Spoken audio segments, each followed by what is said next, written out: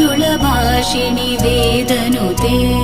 पंकजवासिनि देवसुपूजित सद्गुणवर्षिणि शान्तियुते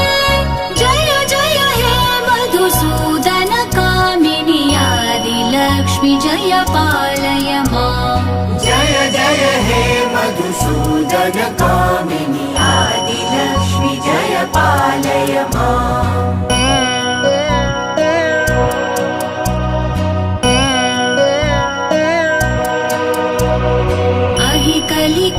कलिकल्मषनाशिनि कामिनि वैदिकरूपिणि वेदमये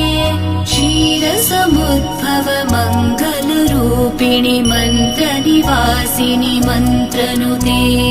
मङ्गलदायिनि अम्बुजवासिनि